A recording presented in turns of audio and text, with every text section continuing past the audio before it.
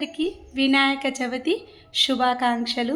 ఆ విఘ్నేశ్వరుని ఆశీస్సులు మీపై చల్లగా చూడాలని, ఆరోగ్యాలు, సుఖ సంతోషాలు కలగాలని మనస్ఫూర్తిగా మీతో పాటు నేను కూడా ఆ విఘ్నేశ్వరుని కోరుకుంటున్నానండి.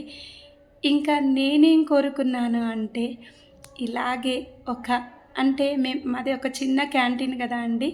ఆ చిన్న క్యాంటీన్ ద్వారా మేము ఇలాగే ఒక ముగ్గురు నలుగురికి ఉద్యోగం ఇచ్చి, వాళ్ళతో పాటు మేము కూడా మా లైఫ్‌ని ముందుకు కొనసాగించాలని కోరుకుంటున్నానండి.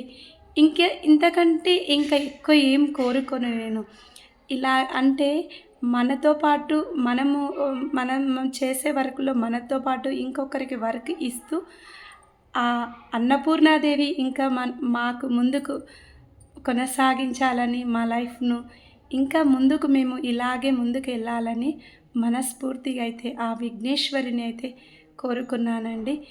ఇంకా నేనైతే ఇది 4th టైం అండి మా ఇంట్లో విఘ్నేశ్వరుని పూజించుకోవడము. మీరు ఎలా చేసుకున్నారు పూజ? నేనైతే ఇలా ఉన్న దాంట్లో సింపుల్‌గా చేసుకున్నానండి. అందరూ కోసం నేను ఆలోచించను. నాకు నచ్చిన విధంగా నేనైతే చేసుకున్నా. వీడియో నచ్చితే